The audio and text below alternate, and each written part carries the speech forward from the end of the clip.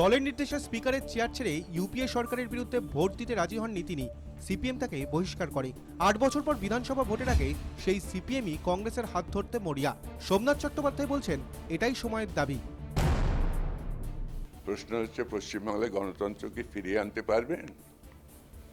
তাহলে যাদেরই সেই গণতন্ত্র ফিরিয়ে আনতে চায় তাদের সকলে ঐক্যবদ্ধ হয়ে কাজ করতে হবে। এই তো সোজা কথা। মানুষের জোটের যে একটা চাহিদা, মানুষের যে পরিবর্তনের যে চাহিদা, সেটাকে সফল করতে হলে মানুষের চাহিদাকে সফল করতে হয়, মানুষের জোট করতে হবে। তো সেখানে আশা করবি সমস্ত গণতন্ত্রপ্রিয় দলগুলি একজোট হয়ে এই কাজটা করবেন। আজকে কংগ্রেসের সঙ্গে মিতালির কথা, কেউ তো একটা দল হয়ে যাচ্ছে না, দুটো দল তো মিশে যাচ্ছে না। নির্বাচনে একসময় একসঙ্গে কাজ করা যায় কিনা, এই তো ব্যাপারটা হচ্ছে। তো আমার মনে হয় না যে কোনো দলের যে আসল যেটা কার্যলিপি তার কোনো উপর আঘাত আসবে বলে আমি মনে করি না। পার্টির আজকে এই দুরবস্থা এই সীমিত চিন্তার মধ্যে দিয়েই হয়েছিল।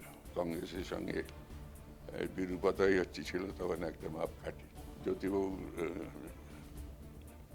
প্রধানমন্ত্রীর পদ থেকে আরম্ভ করে অনেক সময় সাপোর্টটা তুলে নেওয়ার অবধি সবই তো একই ধরনের হয়েছে। কেন তাহলে কংগ্রেস সরকারকে সমর্থন করা হয়েছিল?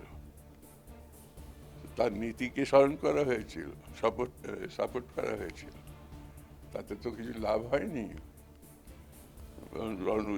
সাপোর্ট উজ্জ্বল করেই ক্ষতি হলো। পার্টিতে আর না থাকলেও আলিমুদ্দিনের নেতারা এখনো চান পাশে থাকুন তাদের সোমনাথ দা। তবে লোকসভার প্রাক্তন স্পিকার স্পষ্ট জানিয়ে দিয়েছেন, অসুস্থ শরীরে তিনি আর রাজনীতির মধ্যে নেই। পালাবদলের আশায় অনুজ নেতাদের দিকেই তাকিয়ে 87 বছরের প্রবীণ।